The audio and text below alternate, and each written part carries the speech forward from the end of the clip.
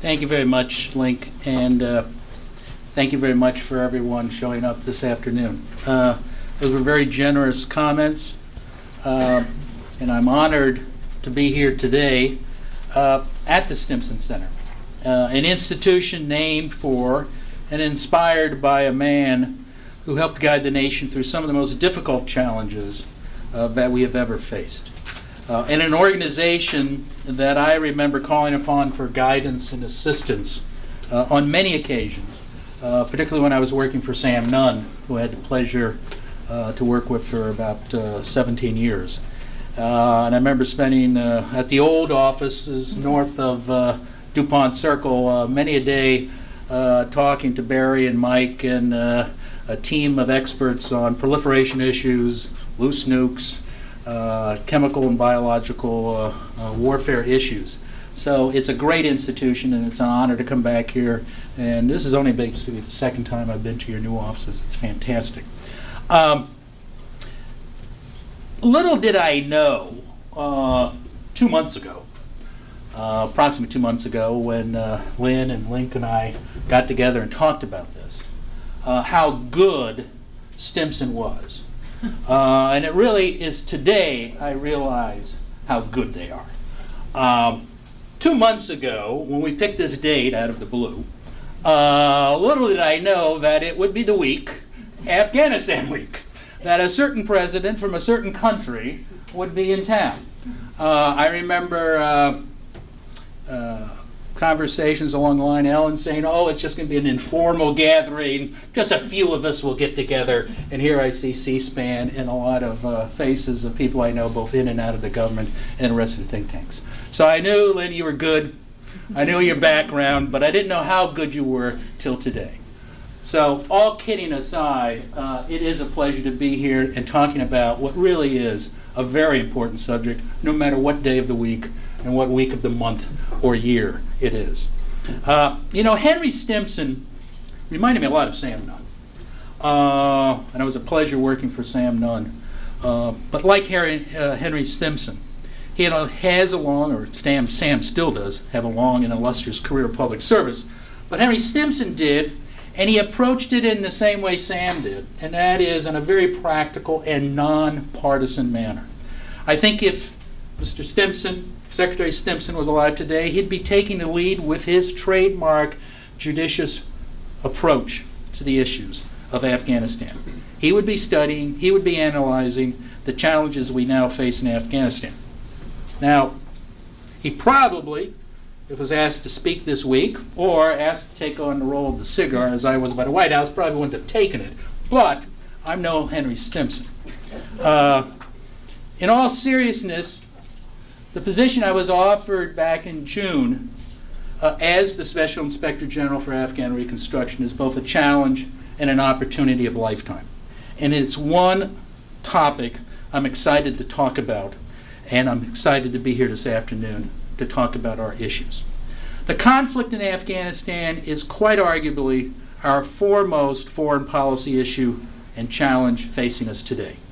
The United States has spent more money to rebuild Afghanistan than it has spent on a reconstruction of any other single nation, including Germany, following World War II.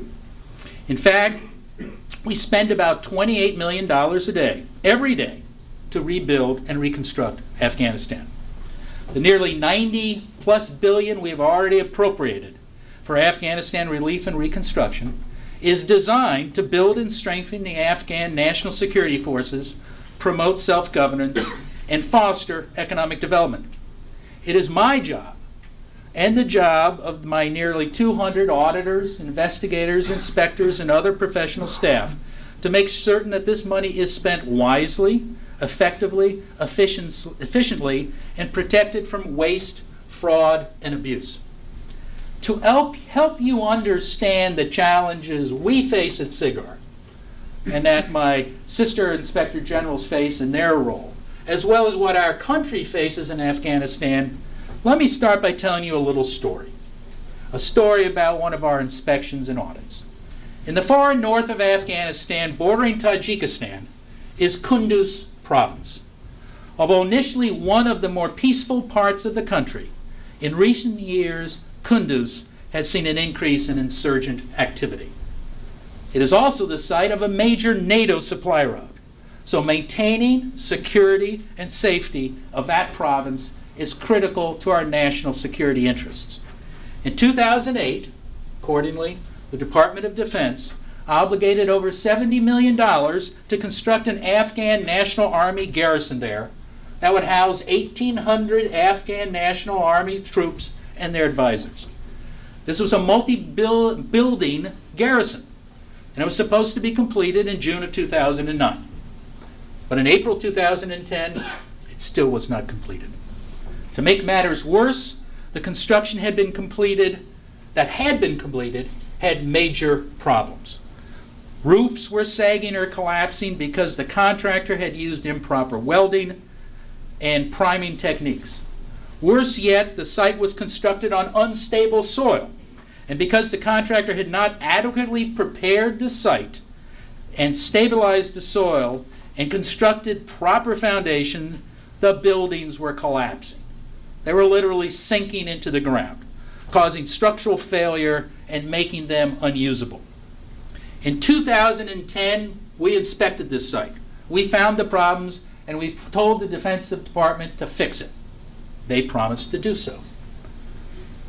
However, last year we returned and we found the site in deplorable condition.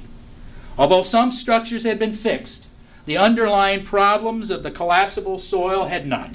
As a result of the soil instability, buildings had failed, buildings had sunk, holes had developed, and more facilities faced the likelihood of structural failure. We saw gaping holes in buildings because of the structural failures, so large you could stick your arm through the side and walls of the buildings. The sinkholes were so bad that the transformers and electrical systems used to supply power to the facilities were about to collapse into the soil. Moreover, even those facilities that didn't have deficiencies were not being used for the intended purpose or were not used at all. Now, I'd like to report that the contractors responsible for this problem were held accountable. But that's not the case. Instead, as we seem to be finding time and time again, for some inexplicable reason, which they still haven't been able to provide justification for, the Defense Department released the contractor from all further obligations under the contract, including all warranties to fix all the problems, and paid the contractor in full.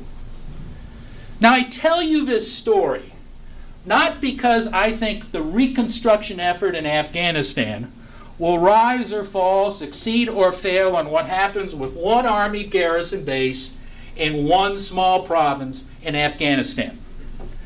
The reason I'm telling you this story is because it's indicative of problems we face and we find time and time again when we do audits and inspections in Afghanistan.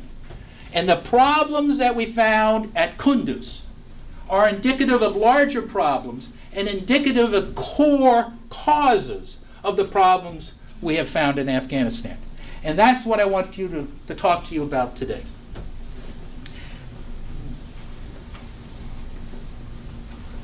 Excuse me. These problems, these core issues, can really be boiled down to 5 separate but interrelated issues. First, inadequate planning. Second, poor quality assurance. Third, poor security. Fourth, questionable sustainability. And lastly, corruption. Let's talk about inadequate planning. We are at a risk now of wasting billions of dollars if the agencies charged with implementing new programs and constructing new facilities do not first answer some basic questions. Now, I've been in Washington, for 30-some years. I almost fell off the stage. But I came from Ohio. And maybe I keep this Midwestern approach to issues. It's sort of basic, simple questions that you would ask if you were buying a house, buying a car, or trying to lecture your daughter on what school to pick. Sort of simple questions, logical questions. These questions aren't being asked, or I should say, aren't being answered in Afghanistan. Questions such as, are these programs and buildings needed? Have you asked the Afghans if they want them? Have you coordinated it with any of the other organizations working for either the U.S. government or the international community? Have we designed them to meet any specific need that the Afghans have? And have we designed them in such a way that they can be sustainable in the future? Quite often we find the answers to these questions are no. For example, when we asked the government officials why they had built the garrison in Kunduz and how they determined its size, its location, and the way it was built, we got blank stares. There was no planning or justification documents that could provide these answers. In fact, as we reported in 2011 in another audit, the Department of Defense did not have a long-range construction plan for its entire $11.4 billion construction program. Now, just so you think we're picking on DOD, AID is no better. As far as we can tell, they have a hard time grasping what they constructed and even where they are located.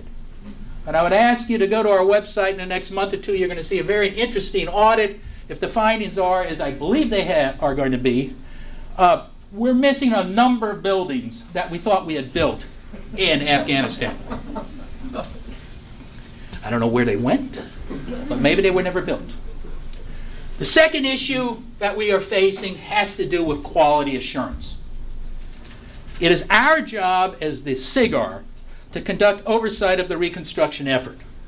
But it is also the responsibility of the agencies, the implementing agencies, to monitor the progress and the quality of their programs, to do the due diligence before you turn them over to the Afghan government.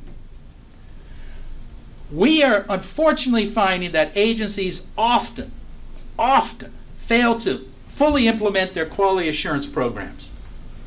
Let's go back to the Kunduz garrison. We found that quality assurance process was virtually non-existent during the first 9 months of the project. The most critical 9 months. As a result, there was no way to verify if improper materials were substituted for the correct ones, or if foundations were constructed with any type of quality assurance. We have seen this problem in all areas in Afghanistan, from development programs to capacity building initiatives to building construction sites. One of the worst examples, unfortunately, that we uncovered may have resulted in the loss of American servicemen. That involved a multi-million-dollar program intended to protect highway culverts from improvised explosive devices. We found that no quality control was done, and as I reported recently in a letter I sent to the commanders on the field, in an emergency management letter, many of the grates were missing. Many of the grates were poorly installed in such a way that they failed to prevent IEDs from being put underneath the highways, and may have resulted in the death of U.S. coalition and Afghan forces. Now, this matter is still ongoing, and it has grown in scope. Now, I have to give credit to General Allen, General Longo, and many of the military officers who brought this to our attention because they thought it was localized. But we have since found evidence that this may be widespread throughout the country. So we don't know what the ultimate results are, but it has been turned into a criminal investigation. Now, the third problem I want to focus on has to do with security, and it's a key issue that we're facing. Because without adequate security, reconstruction either comes to a halt, or if it continues, it does so without the necessary oversight. The point, in fact, we were told that the reason there had been no oversight in the first 9 months at Kunduz was because of the security situation there, that nobody felt it was safe enough to visit the site. This problem is not limited just to the United States. For example, we know that the World Bank has failed to properly monitor some of its key programs, such as the Afghanistan Reconstruction Trust Fund, because it has determined that sending personnel outside of Kabul is too risky. As the military draws down, we too find that there are fewer places that we can go to safely in Afghanistan to monitor projects. Just last week, some of the inspectors who identified the problems in Kunduz reported to me that they were unable to travel to a number of sites to inspect because of security situation. We are working to find ways around this. It's not insurmountable, but it's difficult, because the best oversight is sending an American who's trained in oversight out there and kicking the tires. But we are trying to design systems that can take that into consideration. And we're hoping that the government agencies who are contracting to build these sites and create these programs are doing the same thing. If anything, this problem could grow over the years to come. The fourth problem area deals with sustainability. By this I mean, do the Afghans have the financial and technical capabilities and the will, the political will, to operate and maintain the facilities and the programs that Reconstruction has worked on, we have done in Reconstruction over the last 10 years. The numbers tell a story. The Afghan government brings in total revenue per year of only $2 billion. It will cost approximately $4 billion just to sustain the Afghan security forces. You notice there's a delta there. Now, if we bring in the rest of the Afghan government programs, we're talking about approximately $10 billion more a year. That delta is a financial problem that the international community is stepping up to the plate to help the Afghan government with. But it's an important delta that has to be filled. As we recently reported, there are other issues. The technical capability of the Afghan government is in question. And we have found that the Afghan government will likely be incapable of fully sustaining facilities for the Afghan National Security Forces after the 2014 transition. And that includes that infamous Kunduz Army garrison base. Moreover, the Afghan National Security Forces, as we have shown in another audit, lack the technical skills needed to operate and maintain critical facilities, such as the water supply, wastewater treatment, and power generation capabilities. Finally, there is the problem of corruption. Corruption in Afghanistan is corrosive. It's eating away at its reputation in the world and at the faith of the Afghan people and their leaders, government programs, and policies. According to Transparency International, Afghanistan is perceived as having the worst public corruption, in the world, tied for last with those favorites, North Korea and Somalia. But corruption is not just an Afghan problem. Through our investigative work and our audit work, we have uncovered schemes by contractors and U.S. government officials to engage in bribery, theft, and other forms of fraud. It's too soon for us to know whether the problems at Kunduz were the result of bribery or corruption. Our criminal agents are looking at that right now. But we need to acknowledge the role that corruption plays in undermining the overall reconstruction efforts and the credibility of U.S. and Afghan efforts now and for the foreseeable future, even after the anticipated drawdown of U.S. troops in 2014. Now, I've laid out what we see as some of the biggest problems facing Reconstruction. I don't want to sound pessimistic. I'm actually a very optimistic guy. That's why I took the job.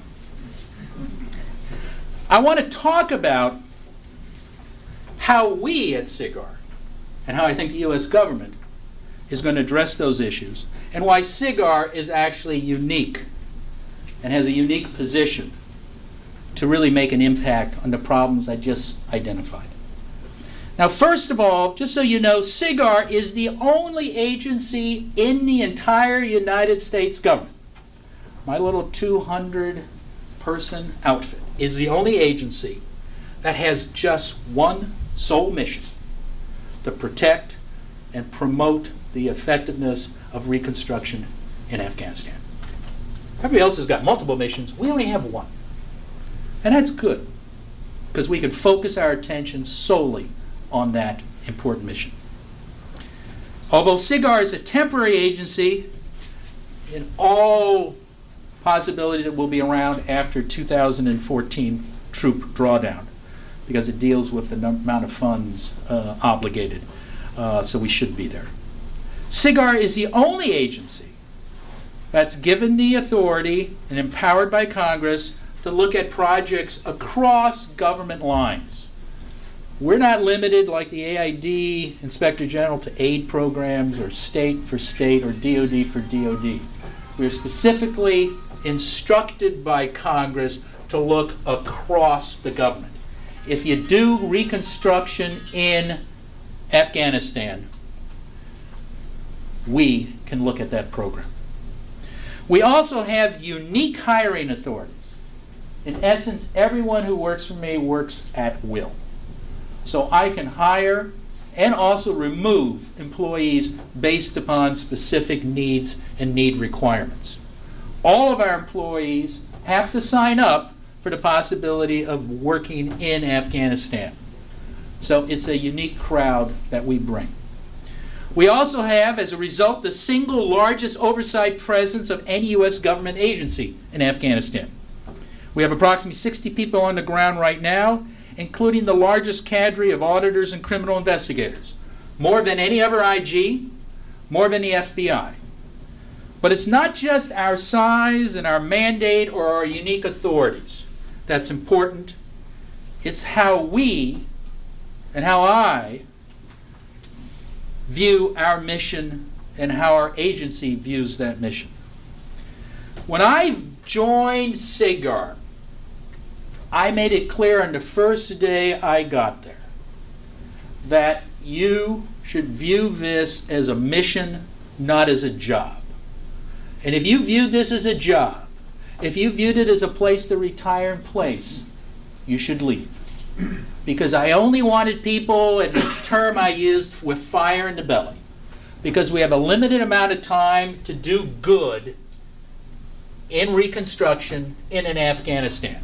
And I've used that fire in the belly speech so much that my chief of staff has actually coined a new term called FitB, fire in the belly. So Sopko sends out a fire in the belly, a FitB memo.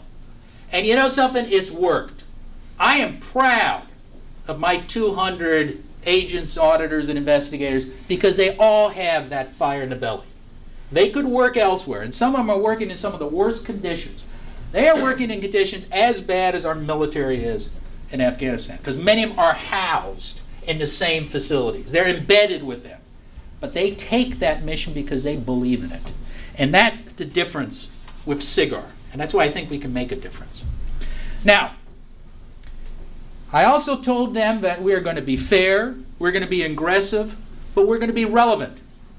And we're going to do it quickly.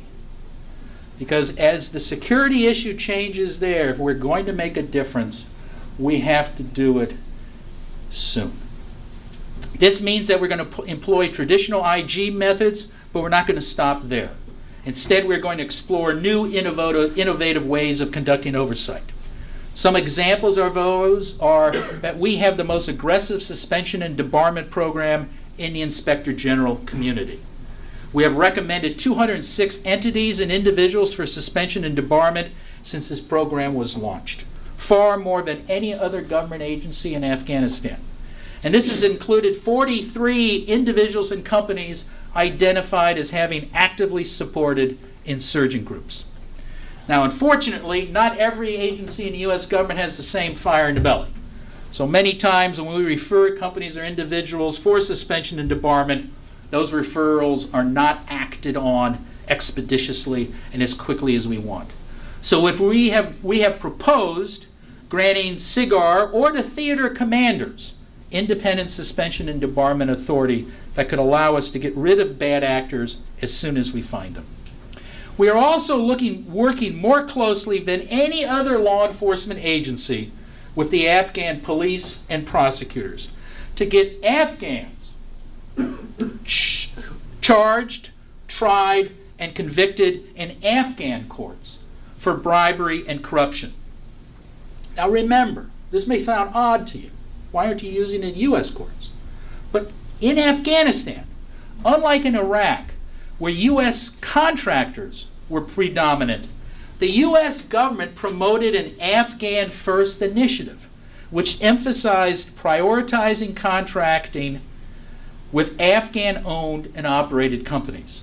That's why in order to fulfill our mission of combating fraud, in many cases we need to work through the Afghan law enforcement and legal system when we uncover criminal activities. That is a challenge, but it has paid dividends. Just recently, for example, a prominent individual in the Balkh province was convicted and sentenced to 2 years in jail after SIGAR agents went undercover and taped him offering bribes. Another thing I told my staff on the first day of work was that we have to be relevant by approaching our work like I did when I was an attorney having clients. Now, obviously, there's no attorney-client relationship. But we have to view the people who use our reports and our investigations as our clients.